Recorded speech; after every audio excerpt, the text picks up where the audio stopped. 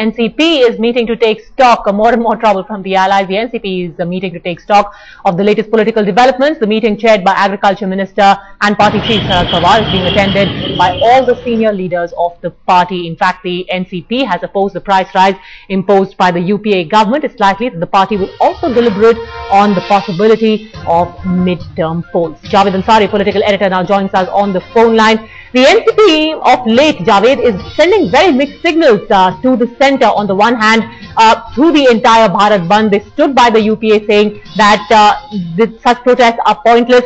But at the same time, having this meeting discussing the possibility of midterm elections. Alright, we seem to have lost the audio link with our political editor. We'll try and get back to him in a moment, but that's the news we are getting to you at this moment. Sharad Pawar, even as we speak, is chairing a meeting in Mumbai where his party, the NCP, is taking stock of what to do next. They have opposed the government's move to hike the price of diesel, and now apparently in this meeting, attended by all the top leaders of the NCP, the possibility of a midterm poll is being discussed. Of course, headlines today also told you about how the possibility of a third front is gathering steam. At this point, a third front led by Mulayam Singh Yadav. Is the NCP slowly gravitating towards that front? Does this meeting send any indication of that development? Now joins us on the phone line. Kamlesh, give us more details about what you're picking up from your NCP sources on this meeting. Well, Padmaja, what we're gathering is that the NCP is trying to build more pressure on the UK. The NCP knows it well that with 9 MPs in its hand, there's little that it can to exert pressure. But knowing the volatile situation at the centre, the NCP knows there's a reshuffle on the card.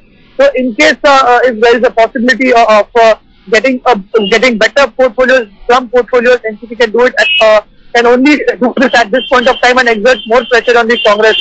The meeting is happening on 2 important developments that have happened in the state as well as the centre. We have seen how NCP state leadership yesterday demanded the Congress to rethink about its decision in the diesel prices. And today, the national spokesperson, the party, says that all the options before the NCP are open at this point of time.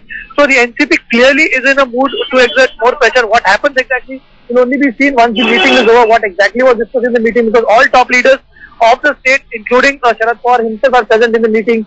So we'll have to wait for some time to see how NCP plays its cards. Can this meeting be seen in light of the possibility that the NCP is slowly moving away from the UPA and gravitating towards the third front, Kamlesh?